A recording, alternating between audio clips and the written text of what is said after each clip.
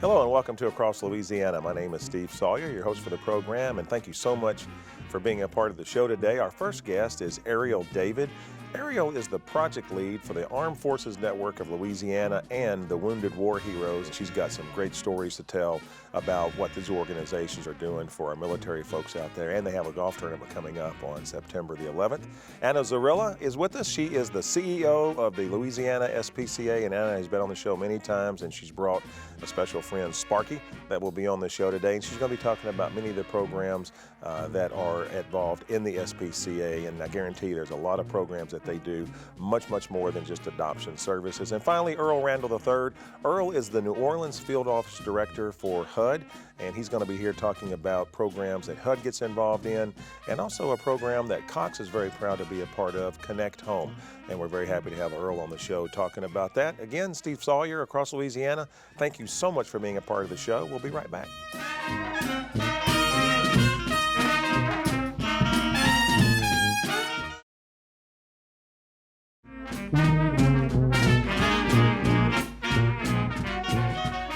And welcome back to Across Louisiana. Thank you so much for being a part of the show. Our first guest is Ariel David, and Ariel is the project lead for the Armed Forces Network of Louisiana and the Wounded War Heroes. Quite a title there.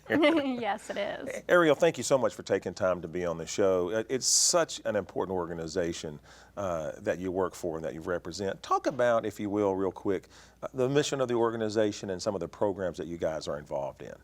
Well, I'm really excited to be here and representing both of these two different organizations. As a veteran myself, I served in Iraq and Afghanistan. I did 4 tours. So both of these organizations have serve veterans of Louisiana and do great work. The Armed Services Network is actually a program that was started to address more behavioral health issues. So they focus on environmental strategies to address population level issues. So they're working more on the policy level. They are really big advocates within the state and federal legislature. They work on larger projects with the Office of Behavioral Health and the Department of Health and Hospitals to address more specific issues like suicide rates within the, and how to reduce those and what causes those things to happen. Is that high in Louisiana? It actually is. Our state average is higher than the national average. Really? Any certain reason why? Or that's something that definitely we need some more research on.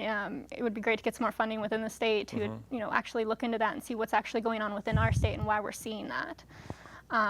The Wounded War Heroes is an organization that we partner with, and the Wounded War Heroes provides pro-social. They do direct service, so they provide pro-social activities and therapeutic interventions for veterans, specifically wounded veterans, predominantly post 9/11 veterans who are coming back with disabled with PTSD, TBI, and along with other physical disabilities. So they take veterans out on like fishing trips and connect them with necessary resources in order to access the care they need, which is a really big deal in Louisiana because we're actually really low in terms of how we provide care to our veterans. We have a large segment of the population of veterans who don't actually access the necessary care that they need in order to adequately receive services for PTSD or TBI or some of these other behavioral health issues. Ariel, your website is woundedwarheroes.org.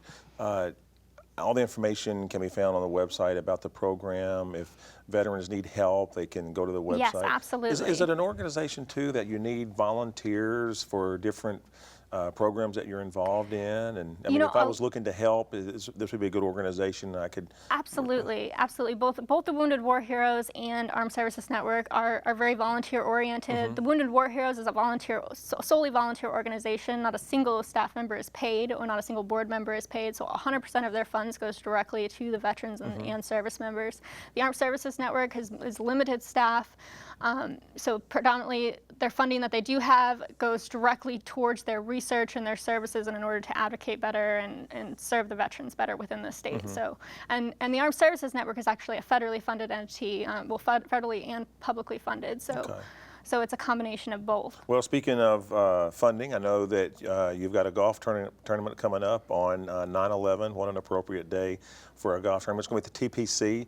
All the information about the golf tournament can be found on the website for people interested in getting in. And this is your first time to do the golf tournament, right? Yes, and we're actually really excited about this golf tournament because, like you said, we are able to hold it on 9/11. It's going to be a really large event. It's going to be media focused.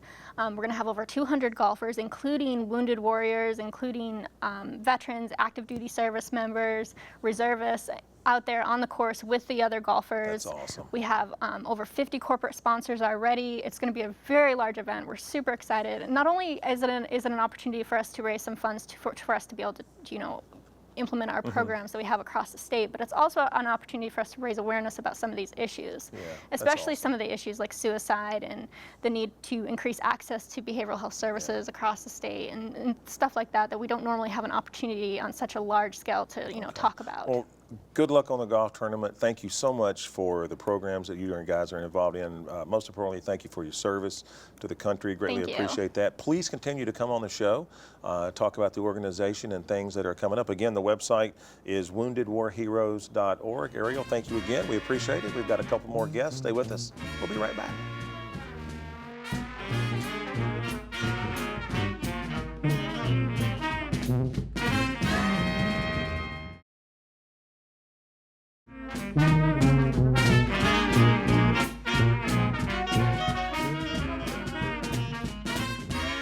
And welcome back to Across Louisiana. Always a pleasure to have Anna Zorrilla on the show. Anna is the CEO for the Louisiana SPCA. Anna, thank you so much for taking time to come back on the show. You always bring some nice friends, and this is my special little boy named Sparky. Sparky. And he came into the SPCA as a stray, and he needed a little extra exercise because he's a little terrier mix, and terriers have a lot of energy. So I took him on as my foster, and I'm a little disappointed to say I'm a failed foster in that he went home with me and he stayed with me. And I'm sure he's all the better for it. I don't think he'd consider it a failure. He is. And, I think he's a great poster child for the diversity of animals that we get at the Louisiana SPCA. Absolutely. A lot of times people think SPCA, big dogs, mixed breed mutts, which is true. We do get a lot of those.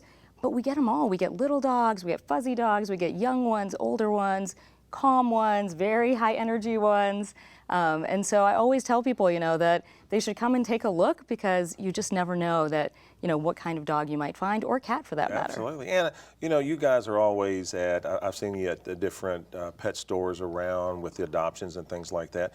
Talk a little bit about the SPCA and what your programs are and what you're involved in. So the Louisiana SPCA is the largest and oldest animal welfare association in the state. We're a very comprehensive organization. I think that's one of our strengths. And to me, what that means is that we do almost everything. So we have a contract with the city of New Orleans. We provide the law enforcement for all of the animal-related laws in Orleans Parish. Okay. So we do bring in a lot of strays. We'll investigate cruelty, neglect, make sure that all of the laws are being enforced right now in the summer. There's new laws around leaving animals outside in the heat. So those are all things that we do. In addition to that, we have a really aggressive adoption and placement program. And so we work really hard to find homes for as many of the animals as we can locally, as well as we have a really active transport program. So we move animals all over the East Coast primarily for adoption, so finding great homes there. We run a veterinary clinic where we do wellness, so vaccinations, microchipping, real basic kinds of services, and spay-neuter. And we do a number of educational programs, both for humans and animals. So over the summer, we do a lot of kids' summer camps. We do movie nights, sleepovers, things like that for kids. But we do a lot of dog training classes, as well as things like pet first aid and CPR, classes on how do you trap outside cats and bring them in to get them fixed. All kinds of classes related to. And I guarantee that's a lot of stuff that people had no idea that you're in. And I say that because your website is and we'll put this on the screen, la-spca.org. Yes. And all the information about the organization we found on the website. And real quick, you're getting ready to open a new facility. We are, so very, very excited. Almost 10 years after Katrina, to the date, we'll be unveiling our biggest expansion. We're adding 40,000 square feet.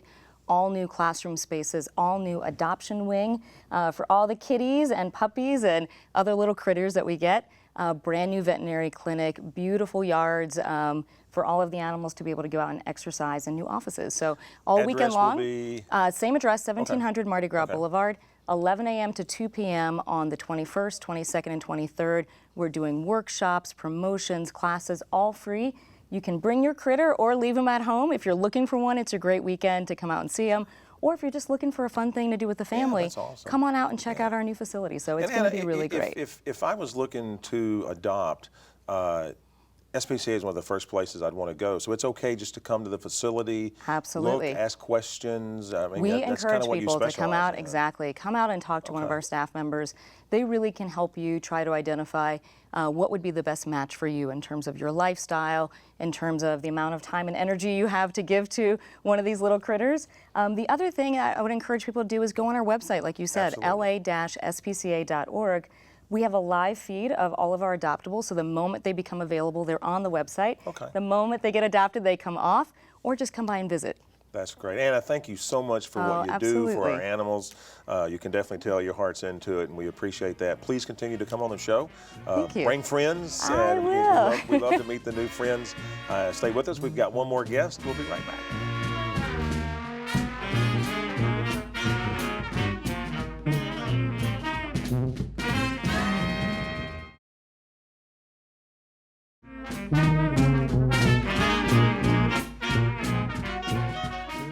And welcome back to Across Louisiana. Thank you again so much for being a part of the program today. Our final guest is Earl Randall III. Earl is the New Orleans Field Office Director for the U.S. Department of Housing and Urban Development, and it's easier to say HUD. I started to say that, then I thought I'd say the whole title. And Earl, you mentioned you've been with the department for over 15 years. So Correct. That's fantastic. Born and raised in New Orleans, so anything there is to know about HUD, you're the man to get in touch with. And this is the first time we've had somebody from HUD on the program, so I greatly appreciate you taking time to be on the show. So, and with that, I say that because talk a little bit about the mission of HUD for people who might not understand exactly what the program is all about. Well, thanks, Steve. I'm glad to be here. The mission of HUD, you know, our mission is to provide quality housing and better opportunities for individuals throughout the country. More specifically in our market here in Louisiana, we're having a constant struggle with affordable housing. And I say we have a struggle with affordable housing because now in these economic times, we're struggling with that dilemma of everyone needs affordable housing. Everyone needs to pay a significant, they don't want to pay a significant portion of their income on housing.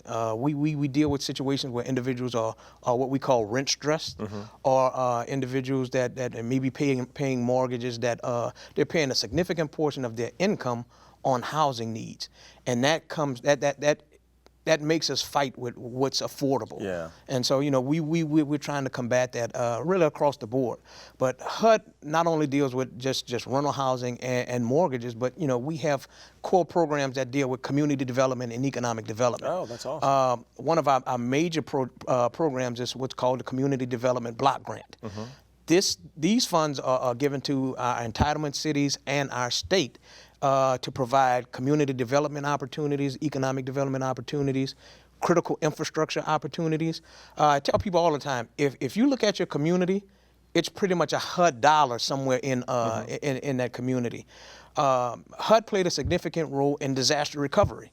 As you know, Louisiana was allocated over $13 billion for disaster recovery. Those dollars came through HUD, which came through the Community Development Block Grant Disaster Recovery Funds.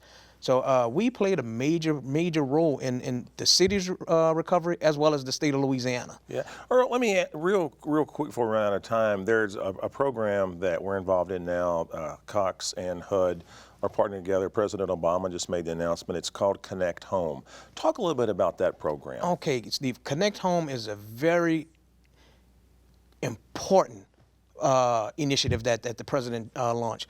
Connect Home is a continuation of what was launched about a year ago called Connect Ed, where the president wanted to connect 99% of students with broadband access in the classrooms. But Connect Home takes it a step further. Many students have access at in the classrooms and libraries, but once they get home, Right. some households don't have access at home. Right. And so what that does for students, it cuts them off from being able to finish homework assignments, do necessary research, and it puts them behind in their educational opportunities. But with Connect Home, we're looking to expand broadband access to all HUD-assisted units. And so what that means is for individuals that are at the low end of the income limits, it gives them an opportunity to access high-speed internet and broadband access across the board. So we're real excited about what this does. It's bringing in local government participation. It's bringing in nonprofits. It's bringing in philanthropic organizations to come in and really bridge this digital divide. So we're excited about this opportunity. And Louisiana has 2 major cities that's part of this initiative. The pilot initiative has 28 cities. 27 cities in the Choctaw Nation in Oklahoma, and Baton Rouge and New Orleans are 2 of those cities, and we continue to be. We're very proud. And before we close out, I know with our Connect to Compete program that we're a part of, the HUD piece now just adds a bigger part of that, and I think it's a partnership that will work so well together. Earl, please continue to come back and update us more on HUD. I enjoy the opportunity to have you come on the show and talk about that. Before we go, I just want to make a comment that the website is www.hud.gov. Correct. All information about HUD can be found on that website. If you've got questions about HUD, you can go to that website and find that as well. Again, thank you so much for being on the program. Great to meet you. You've been watching Across Louisiana. My name is Steve Sawyer. Thank you so much for watching the show. And as always, we'll see you next time.